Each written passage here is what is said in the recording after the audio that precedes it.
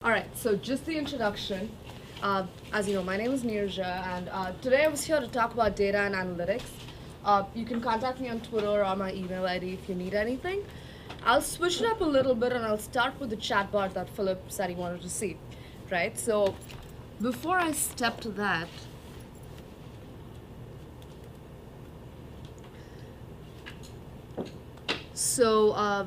what is the chatbot? So chatbot or the Conversation API is one of the many APIs that we have under the Watson section on the Bluemix page.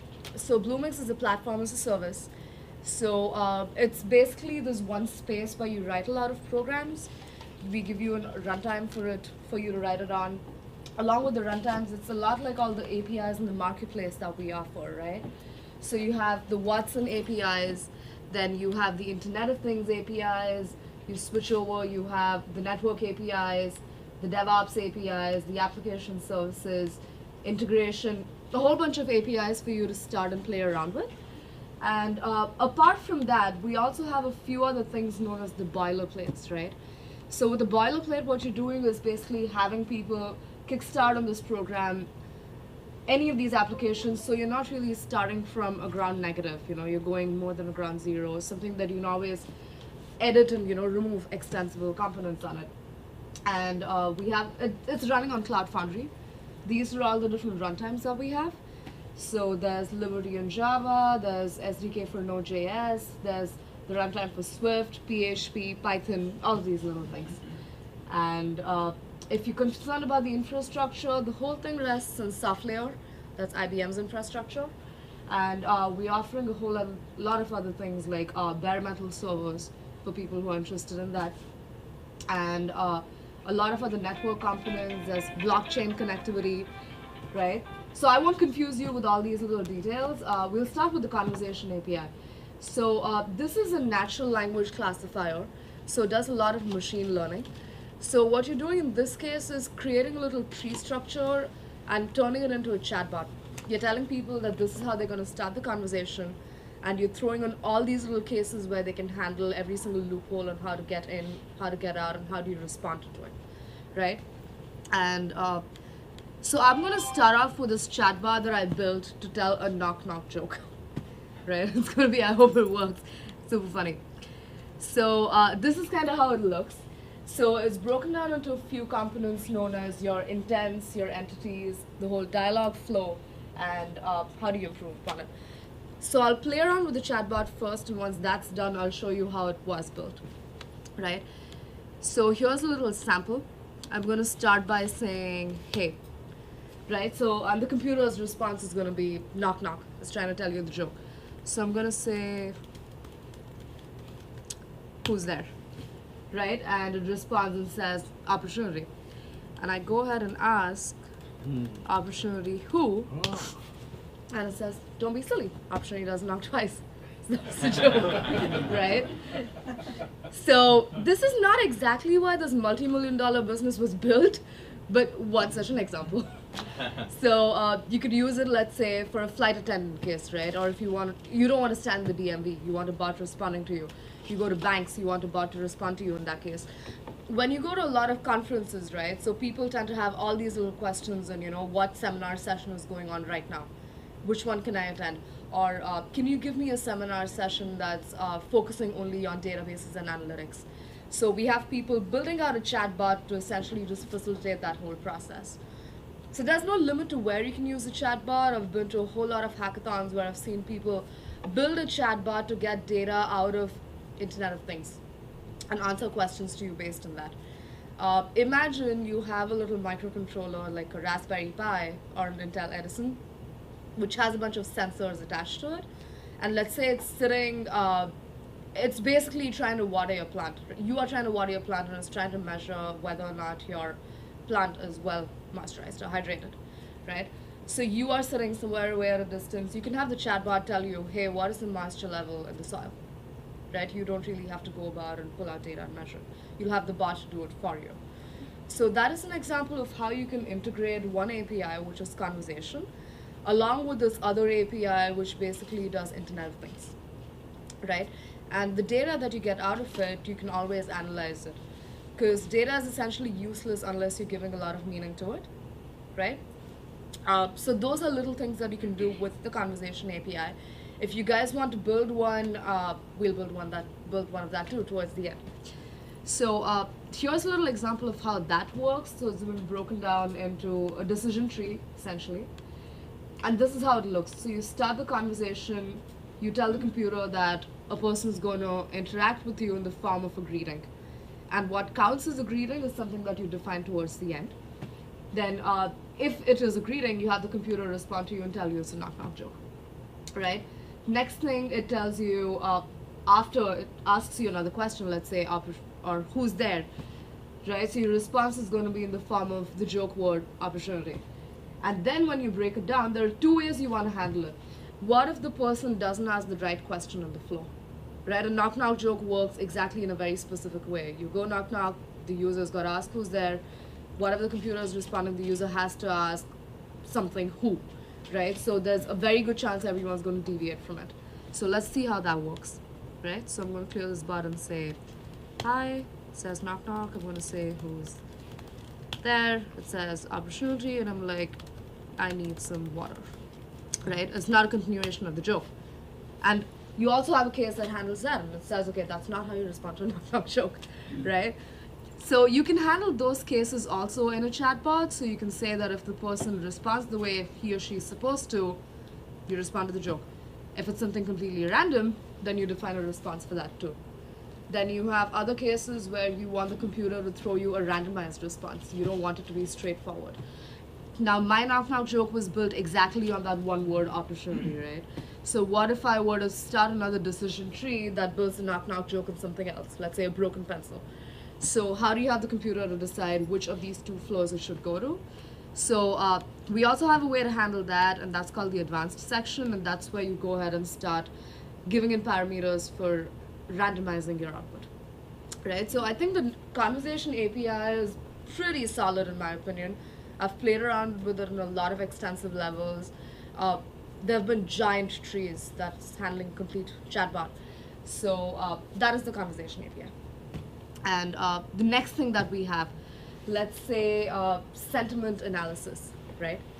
Now suppose that we all love shopping, right? But I don't know whether to go to Macy's or I don't know whether to go to Nordstrom. And I want to be able to compare the latest response that people are giving me based on these two stores.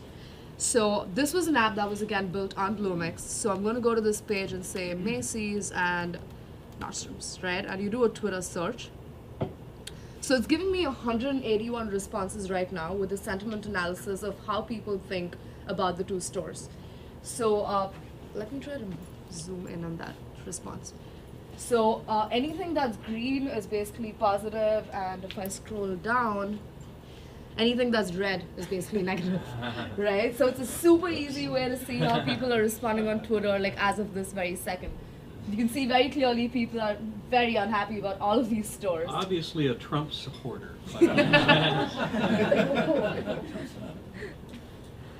Or you see some people who are like super happy about it. So this is a simple, easy example of how Alchemy API works. Alchemy is another branch of our Watson APIs, and one part of what it does is analysis. So what you're trying to do is identify whether the data that you're giving in has either a positive sentiment or a negative sentiment to it. And there are much more complicated things that you can do out of it. You can try to distinguish whether this person's feeling happy or angry or sad or joyful or no emotion, right? So you can break it down into a lot of other portions too. So that's two services, and let's see what else we have, and then I'll jump into the data and analytics part of it, because I know for a fact that'll take a while. And so these are the few other Watson services. We saw Conversation, we saw Alchemy. As the name suggests, we have speech to text. You give it speech, it converts it to text. You text to speech, you give it text, it converts it to speech. And there's visual recognition, right? So, and for all these APIs, when you click on them, or you can just Google for it, there's a demo available for all of these APIs. So if I just go online and Google visual recognition Watson demo. That's an easy way for you to search for other demos as well. So you'll have that link which shows up. And there it is. So you click on an image, and it'll try to train it for you, and it tells you that it's a fish. It also gives you a confidence score on a probability scale of 0 to 1. So even if it's below 0.5, it'll be highlighted as red, or below 0.7 in this case. But it will still give you the answer nevertheless. It's a way of the computer to indicate to you that I'm not entirely sure that it's an aquarium, but this is how sure I am. I'm 67% sure that it's an aquarium. It's up to you. Take the data, take it or leave it, right? That's up to you. And there are JSON formats available. Then it goes ahead to break down the hierarchy as well, as much as it can classify and as much as it can find. And I think the next best thing is, how do you train your data? So visual recognition has been extensively trained on a lot of generalized data. If you give it a can of Coke, it will be able to identify that it's got the word Coke on it. It's a brand. Give it a pizza, all that's golden. I think the real challenge lies in when you wanted to classify data that you have, right? So if you want to be able to run that on a photo that you're providing with you and your friends, and then you want to be able to identify that and say this is person A, B, C, D, E, you can train Watson to identify your friends, right? So, and that data is not available for public use. It's only going to be specified under your account. Then it's got a lot of other creative ways of training, in the sense that you can train it to show both positive classes and false positives. Now, it's also been recently trained to identify some Pokemon, right? So if I were to supply a Pikachu to it, and we all know that a Pikachu is this funny little yellow creature, right? All that's super. But what if I were to give it a Simpsons as well? A Simpsons, the whole family is also yellow, they all have their eyes, they all have their nose. They could look similar from an abstract distance, but you don't want it to be classified as Simpsons. You don't want a yellow house to be classified as Pikachu. You don't want a yellow sunflower to do anything of that sort. They would all fall under false negatives or false positive. So your positives are going to be images of the Pikachu, and your false positives, or the negatives in this case, are going to be anything else that's not one. If you were to use the API key that's available on the demo page, that's going to let you classify up to 5 megabytes of data, or 50 images, whichever of the two is lesser. But if you were to use your own API key, you get to classify up to 100 megabytes of data. A good example of this I've seen people do is usually use it for a lot of medical data, right? But we also have Watson Health, which is a completely separate branch, which is all HIPAA compliant. So I would say they're like the best use of how to use medical data. And all of this is for like the non-serious stuff. And I see a lot of developers out here, so I think it's going to be useful for you. There's an API reference page out here. So the API reference page basically gives you information on everything that you can do with it. The API Explorer, you can train your classifier API endpoints and how to delete it, or how to add more images to it, right? And how do you add more classifiers to it on the whole too. And the other thing is there's this option that tells you to fork on GitHub. So you can again Google for this Watson Developer Cloud GitHub and write the name of the Watson service. So they have a GitHub page with all of the data that you want, the complete program for each API. And right as you end the list of files, in the bottom there's this one button that says deploy to Bluemix. You can just hit that and the whole code base goes and just sits in your Bluemix account, along with the programs, along with all the files in it. So it's easy for you to reverse engineer the whole thing, go back, edit it, use it for your purpose. That's a really good way to complete a hackathon, essentially. When you have 24 hours, you do not want to be wasting time on how to learn something. You'd rather just take what you have and go along with it. Right? And there are instructions on how do you deploy it locally as well. That's this other question I get. Do Bluemix APIs work local? You can write your program on your local machine, but you still have to be connected to the cloud, because the API access only happens on cloud. But your program can still be completely local. It does not have to be hosted on Bluemix. You can host it on any platform that you want it to work. As long as you have the credentials, you're golden. Okay. Let me interrupt you really quickly. Sure. So she went through like where you can get some documents and demos and draw that code. you can Google that, or if you have a Bluemix account, you can go to bluemix.net, look at the catalog, and if you're just in kind of inquiry mode or discovery mode, and you're trying to see what could be out there, you can just click on any of the APIs in the catalog, and you can connect to the docs and demos as well as you click on that. So if you are like, I really want to see all the things in Watson, you don't have to Google every single one. You can go to bluemix.net, there's a catalog tab at the top, just look at the left side menu and click on Watson, and you can click on each one of those APIs and find it that way as well. So one avenue, if you're like, I want visual recognition and you know that's it, just Google it. But if you're like, I'm not exactly sure, I think I want to see what else is out there, you can go through the catalog. You don't have to have a Bluemix account to look at those documents and demos off of that. So if you're still in investigation mode, it's a good way to kind of, you know, get an understanding of what's available to you without even having an account yet to do that. So I just want to make sure that you guys knew there's another option to kind of do some investigation. Yeah.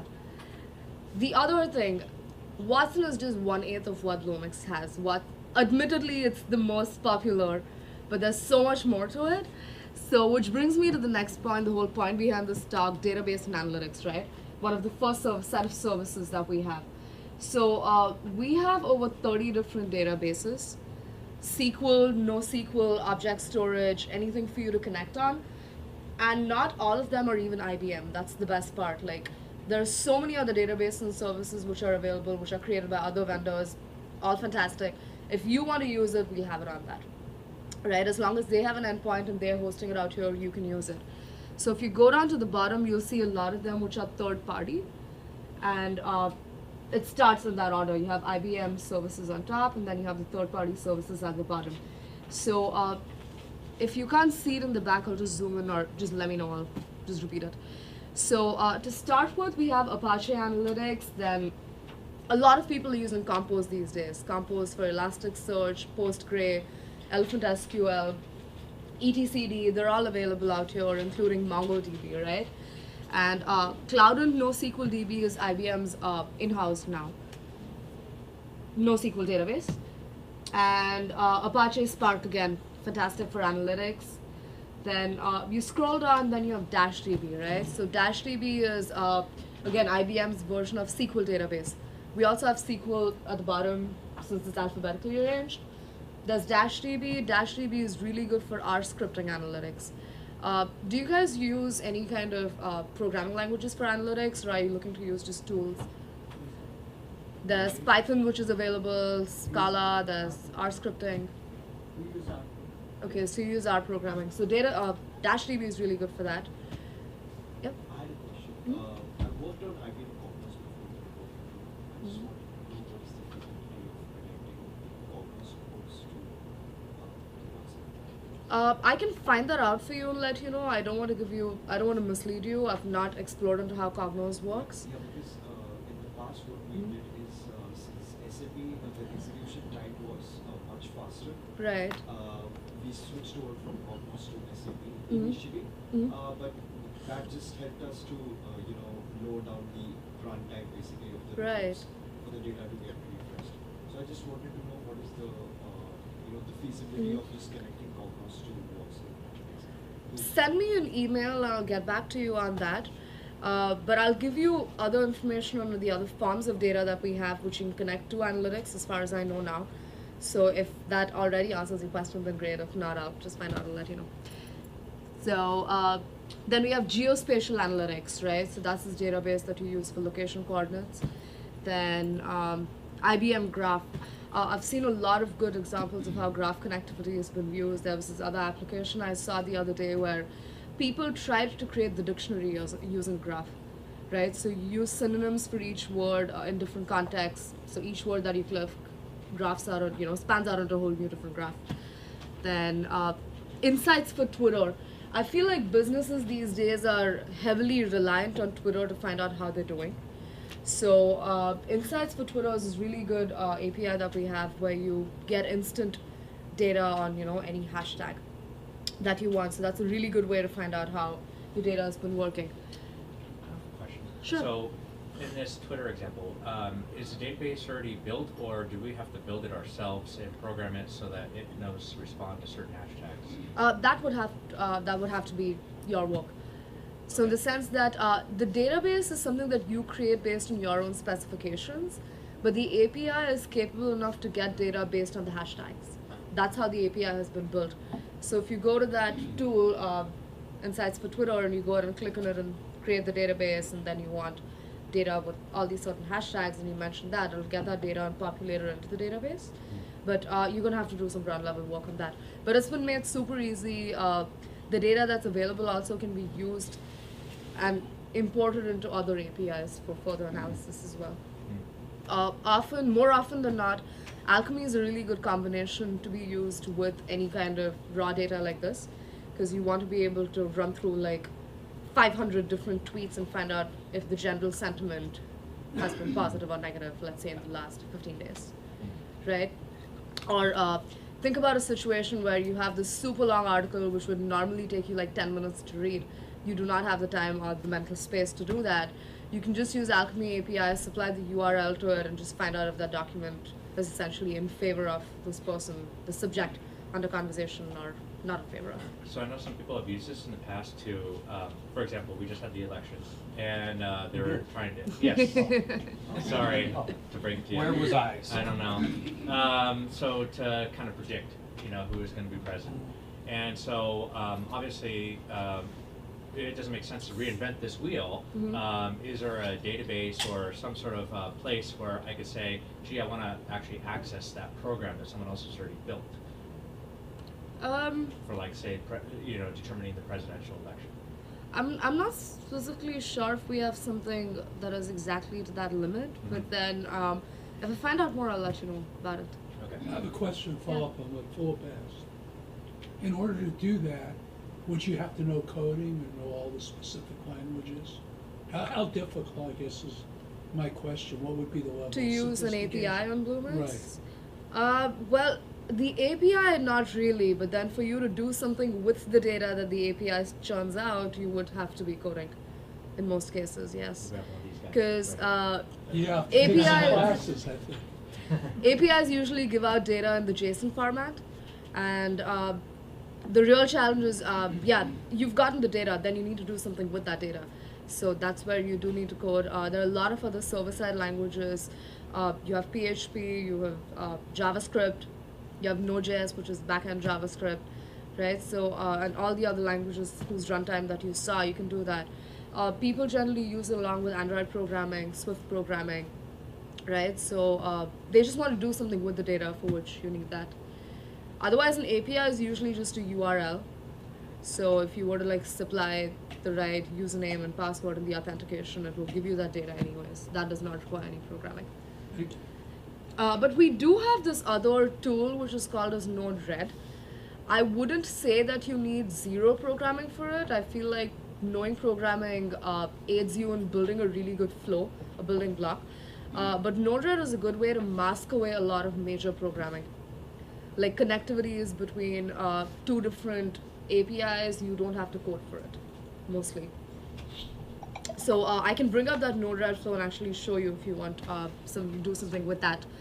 Then weather data, weather company data is the really good acquisition that IBM made. It's got a whole lot of weather data for each city, right? So it tries to generally give you up to 2 weeks worth of weather data for every hour in the city that you're looking to get data from. And so those are the data and analytics services. Watson you already saw. Internet of Things was the Node-RED thing that I was talking about. It lets you connect up to an internet with a device which is sitting in some far remote corner. As long as there's good Wi-Fi connectivity, you should be able to get data from all these sensors. Most of these sensors are very easily procurable these days, including the microcontroller itself.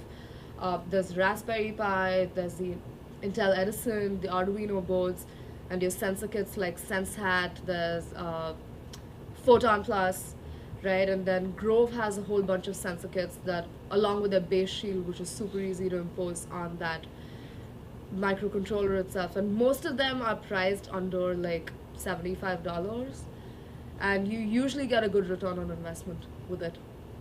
So that's a good way to explore. And then we have the platform which lets you connect to that data and then get that data. Then, so API Connect is this API that we have on Bluemix, which helps you create an API. Very Inception-esque, I know, but so you can create your own APIs using this API. Right? That's for people who want to program further and then use that API for something else. And for those of you who are interested in businesses and blockchains, we have the network section that gives you the content delivery network and object storage. This is another form of storage which initially fell under data and analytics, but now it's its own separate section. It can be used to store files and images, basically.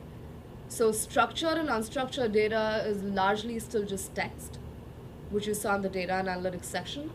This is really good for actually storing images and files, right? And it stores it in a blob format along with the header, and the metadata, so it's easy for you to retrieve much later.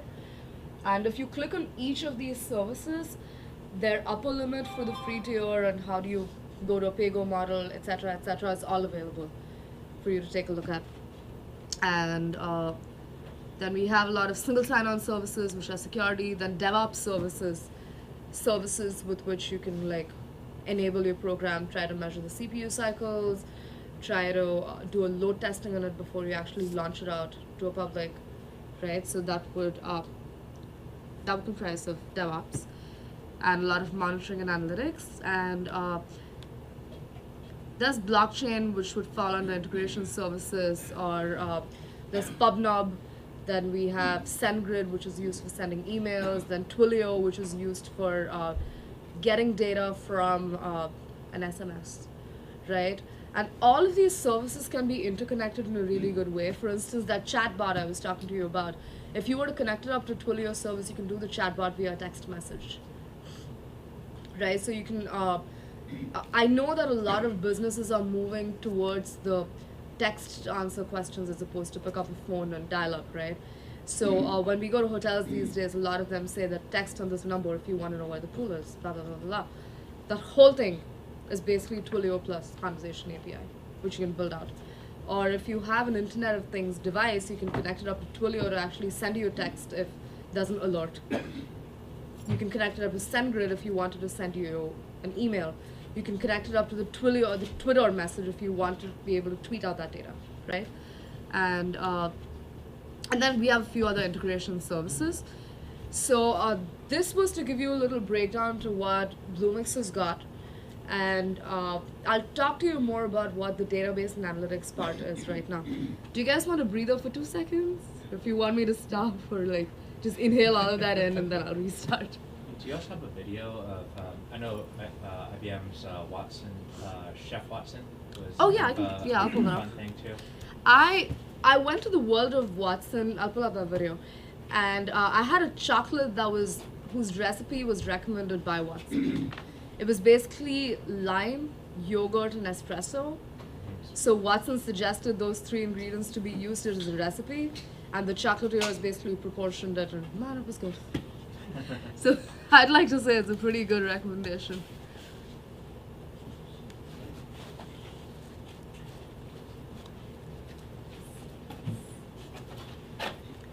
It's not essentially a video as opposed to an API and a full-blown app that you have, right?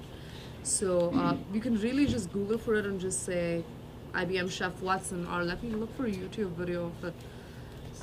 Yeah, something for the business people, maybe who Yeah. don't have the programming background.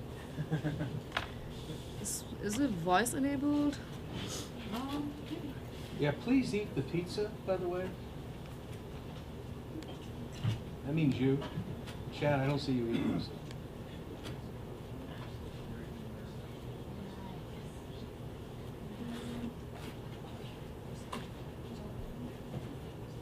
You know what? I'm not sure why this is not playing.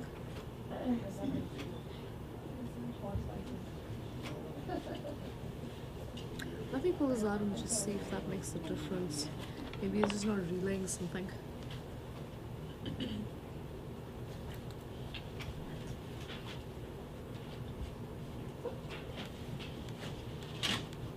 I tried. This is not working.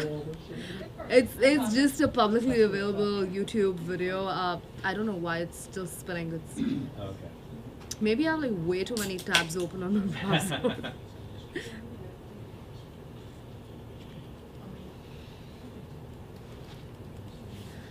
I'll pull that up towards the end after I shut down all my other tabs. Okay.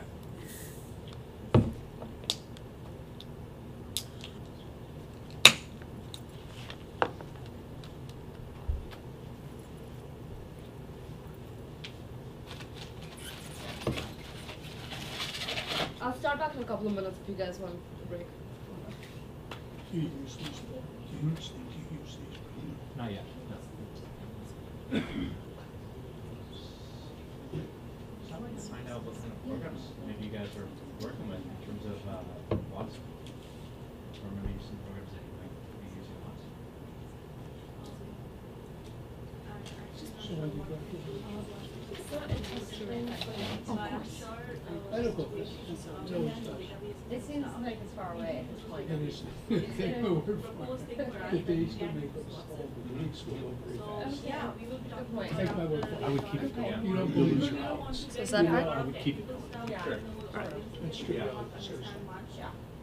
Also, I We gotta have have a two mentality like people early in college that was. we're working. So I've always been One like, of oh, them then I is should looking get at out of real it. estate prices, and it's to aggregate Yeah. data from Yeah, you probably come back. sites out Like, there, Take more and details. really All I know how to do do a is predictive school, so, analysis yeah, I about know where the what A forecasting couple about of where them the standing up. I'm just waiting for going. them to just come inside and So close that's the the door. startup Yeah, that, it's just- you know, That's great. I would love to get some additional help. And then, Because we're at we 7 have another one that's starting at, Oh, okay, sure. Yeah. trying to find, So- We're gonna kick back up now. Yeah. I'll talk to you about that. So I wanted to tell a little quick story about Chef Watson when they were first putting it together. How they did it was they took like, I don't know how many recipes from Bon Appetit and like created this database and did flavor profiles, and you know, the thing about Watson is it's only as good as the data that you put into it, you know, depending on what your goals are and what you have to do. So they were doing this recipe for some sort of chicken, and it said, please give a slice of tequila about this size, because nobody had said, we all intuitively know tequila is a beverage. Nobody had told it that it was a liquid, so it was telling you to get a slice of it in, and that's how they started to see the bumps and things that you go in, because you want to make sure that the data that you give for your application or what you're doing is good data. If you have a database that's missing, like you want to have the state of everybody in there, but like 4 of the states are missing in that, it's going to do something that it's not going to give you exactly what you want, because it's not good. So it's one of the points that just made me giggle to no end to think that they said to have a slice of tequila. Number one, because tequila is just bad stuff in general, but a slice of tequila is even funnier. But it's just another point that as you're going through, data is out there and it's completely unstructured and nobody knows what's going on out there. This is my data shirt. I just love it because this is what I envision data out there looking like. It's just like these weird little colors of boxes that are just kind of floating out in the air. I think it's like Willy Wonka when we were growing up, or when I was growing up, maybe not when some of you guys are growing up, but when I was growing up, that, you know, when they were transporting into the television, it gave like this weird kind of look. That's what I envision it to be like, but we have an opportunity to structure it and do something with it through some of these applications. And so my Chef Watson example is just the one that makes me giggle the most out of all the stuff we've done, because our programmers were like, why is it saying that? And they're like, nobody had told it that it was a liquid. And that's, you know, and when they figured out it was a liquid, they gave you like, put 2 ounces, and it did something amazing to the recipe. But you just have to give it the right information to get it to go. So, sorry. Very cool. Oh, Thank that's you. fine. That's good to know.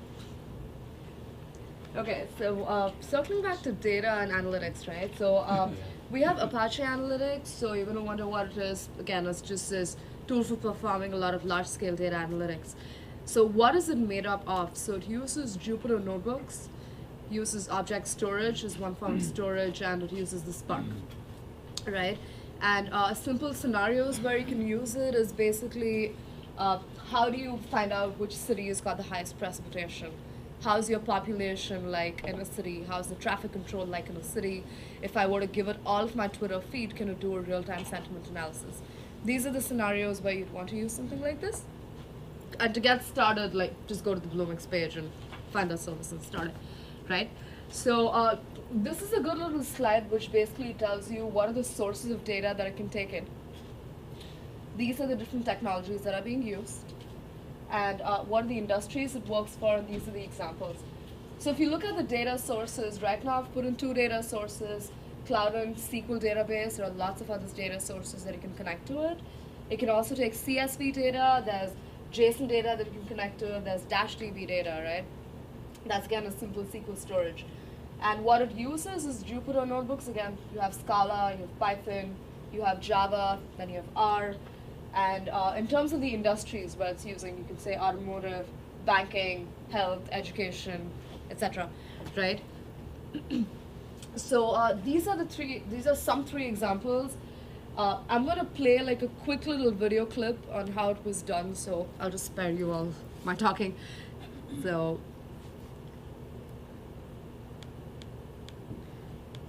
right, so this was a Python example of, again, the other important thing that's available for you to take a look at, right? It's all available for public. There's this whole spiel on how to create the whole thing along with the tutorial.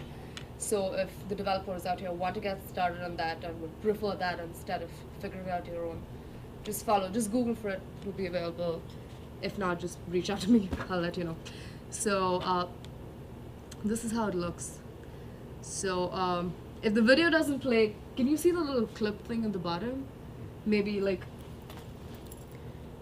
this part's like a good indicator. I'm sorry, my video is not playing, but so this is basically taking in all the data, then you're trying to create a little graph for it, right? And once you create the graph for it, then you can also create a little pie chart for it, right? Based on all the Python coding that you're writing, then you can essentially go ahead to plot it later and just tell you how the precipitated link would look. So this was a little plot point on how the city looks. It's super tiny, my video is not playing, but then you get the idea. And along with this, similarly, there's this one notebook on how do you analyze accidents in New York City, right? So if you just go to this part, play this video, it's a complete tutorial on how to use Python to get all that data. And actually all of this data is available for you to take a look at. So if you want to use that data for your own analysis, then go for it. It's Do you been need made an public. account right now to access this? You need a Bluemix account. It's got a 30-day free trial, so you don't have to worry about it. And similarly, how do you analyze sentiments using Apache Spark, right? Now, the other thing that we have is known as Watson Analytics. So Watson Analytics is not an API, but it's just this web page. That's a different service offering in itself, which I think is a really good offering. So this is how it looks. So the Watson Analytics page looks like this. And I'll show you how this works. So I'm going to upload new data. I think okay, this already has data. Let's see how that works. Is my Wi-Fi down? Feels a lot like it.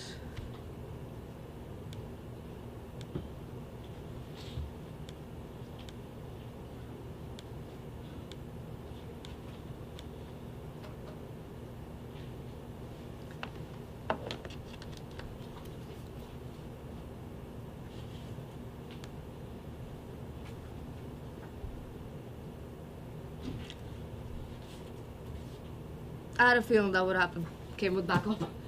So this was a tutorial that I'd created on how do you take data from the Intel Edison and basically perform analytics on it. It's the same, all the other forms of analytics I talked about, I performed it on this data. So I'll show you how that was done. So this was the Dashdb page where we uploaded data using Node-RED, which was the built-in block workflow. And after that, the first form of data that we did was how do you analyze it using Watson Analytics, right? So this is what we're doing out here. We're basically uploading data, and it's not super visible, but then it also tries to find out what the quality of your data is. If it's maybe like 97%, it means that the data is really good, right? And when you supply a lot of data for an engine like this, it's easy to say if the data you're supplying is bad or not. So if you have a lot of garbage in it, it'll get classified as low quality data. If it's really good stuff, it gets classified as high quality, right? So this one had about 97%. And after that, what happened is Watson automatically popped up questions and what you can do with the data. So I uploaded 2 columns, one of it being time and the other column being temperature. I'm plotting time versus temperature, right? So the first question it asked me was, do you want to plot temperature versus time, right? The next thing it's asking me is, do you want to aggregate all the different temperatures based on a certain date? And these are questions that Watson is automatically popping up in natural language. My next question is a few other things and what to do, so right? Questions are automatically popping up. Once that's done, you choose it. It says, okay, so here's the trend of temperature over time. You didn't really have to do anything. It's just data that is pulling up on its own. The line chart gets created. That's one form of analytics. It also has predictive analytics in it, built in it. So Does this have capability to clean the data? cleaning the data at this point, not that much.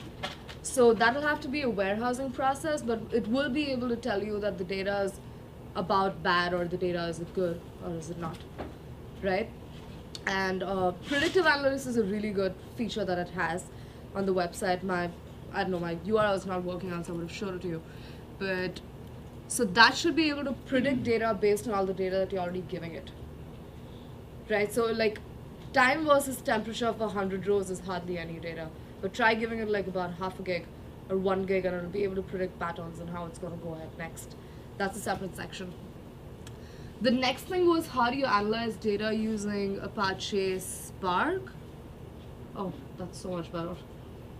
And so this was how the notebook worked, right? So you want to create a connection, then you're allowed to choose whether your data is coming through an IBM database or an external database, right? And I pulled data from Dashdb. After that was done, I was able to create the notebook. I chose Python as my language of coding. You scroll down, the Python notebook opens for you. I'm writing all of this code like you would in regular Python, and then it plots out a graph for me, right? So this is one form of analytics. The next thing that we have is Dashdb, the database itself being used for our scripting analytics, right? So so this can connect to multiple forms of databases. It can also connect to geospatial data. It can pull data from your desktop as well. The CSV, the Excel formats, automatically populated into the database. And these are the kinds of analytics that it can do. R scripting, you have objects, in database analytics, spatial references. So I just go through some regular process of choosing the schema, the table name, writing my R scripting code. And once I submit it, so this was code for how do you plot data. So it spits out a PDF with code on it. So once I click on submit, and I can save that scripting code again. So it spits out the PDF to tell me that your PDF is generated, you open it, and this was the plotting on it, right? So this is one form of analytics. And the last thing, of course, like if you don't want to do any kind of analytics, you can also download data and use it in Excel for analytics. Dashdb downloads data as a CSV. Cloudant, you can do the same thing. A few other SQL DBs also you can. So if you don't want to write code, go for Excel. Yep. And this, the program console does it show the errors if you get any error? It works exactly like how that would. It's a Jupyter notebook, so for Python, yes, it should be able to tell you all the errors out here. I didn't put it up in the tutorial for obvious reasons. But if I were to make a mistake, let's say, if my print was spelled wrong, this is a spot where it would tell me it's wrong, and there's a syntax error. It works exactly that way. It's all facilitated for coding. Same thing for Dashdb as well. So there's a console. I don't know if you saw that part. Let me pull that up real quick. Yeah, this is Dashdb. There's also a console output out here. So if you were to make a mistake in your Dashdb coding, it will be able to point out and tell you this was the line number where your code was wrong, right? So what else? So these are tutorials that are available online, free tutorials. How do you load data into Apache Spark? Yeah. Which one is the North Face using for helping people find like their jackets? Because I know they're using like IBM Watson. People are able to see, like, you're able to put in, like... Do you have an idea about that? I heard about that as well. I have no idea what they're using. We can look that up because We just thought The North it's I'm gonna do that right just- now. XPS. It's just kind of a real world thing. Yeah, that one. So you're Okay. able to pick like your jacket. You can tell it where you want to go, and it will help you find a jacket. Oh, the type of jacket, the weight, all that. Yeah. Yeah, they're good with So that. here's, Oh, okay. So here's what it. This is real world. Okay, let me try example. that. Yes, but there's some department stores that they can use some of this as a research. When will we be Or using green this chips and jacket? like that. December. Yeah, yeah, that's those. Hey, so this is a chatbot. Just throwing it out there. I'll find a jacket that fits the sinners for women. Yeah, some, they've seen. So,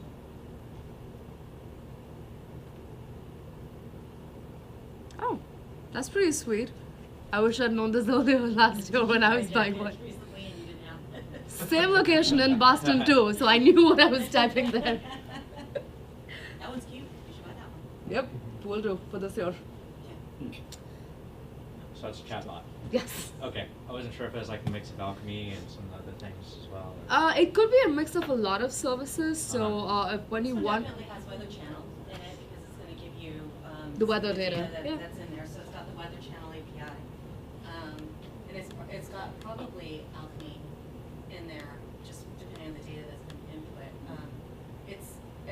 We every day we hear of, or at least once a week, we hear of some partnership that's going on out there, and I think it's a testament to how IBM's trying to transform and make sure that they stay current and stay in with everybody, because things like these are really interesting. The example of a chatbot that I really liked was, and I don't have this because I'm not military or former military, but the USAA application for them as a chatbot that you can actually speak into phone. So it'll do the speech to text and then convert that, and the chatbot will then reply back, and you'll tell USAA, I'm thinking about buying a car, and they'll be like, okay, do you need a loan? You're also going to need insurance, and it takes you down an entire path that you may be like, I just want the car, but it gives you all these other avenues of reminding you of what you actually need to do with it. So it's crazy what can be done. That's why I think it's just so fun to be like doing this now, because it wasn't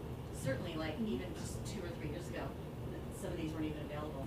And if someone wanted to do some work with an SBIR grant for, like, say, the NSA, would they be able to? Do you happen to know if they're using anything like this right now? A lot of that's, yes, they are, but we don't know anything about it. Like, we were really pleased, I think it was just this past January, where we got like the highest level of public data clearance that we could work with at IBM, but I know that we have business and government teams that are completely focused and don't tell us anything because we're not allowed to know anything. But yes, there are applications being used where we are partnering up. To answer that question, watch the movies now. Oh, I've heard about it. Yeah. Very interesting stuff. So. Last but definitely not the least, I think Trade-off Analytics is one of my favorite data services that we have. So I'll give you an example of what it does, and then I'll show you how it works better on large scale. So this is an example that I integrated into this. How do I choose from a list of schools that I want to go to, right? I want my fee structure to be low, the course ranking should be low, but the infrastructure should be high. The alumni opportunities should be high, and your student-teacher ratio should be low. All objective data, right?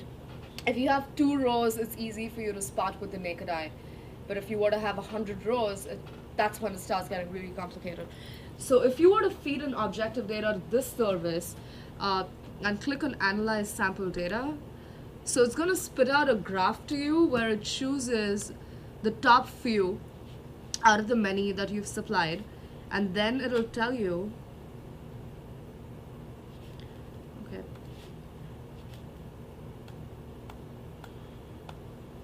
yeah, there it is. So it basically tries to tell you, out of the 4 schools that I submitted, with these 5 being the parameters under consideration, the school which is to the center is the most optimum. I feel like this is one really good service for people to use when you have a lot of data with you.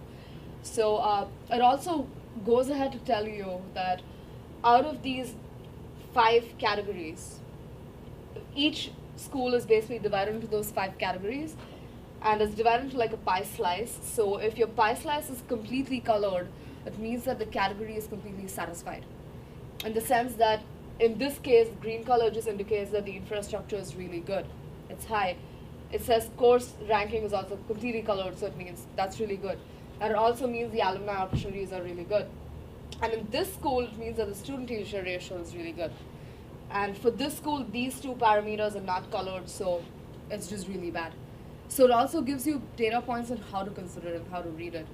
So this I did for just 4 schools, but they built in an example already with some finance data where they're trying to give it like over 115 rows of data.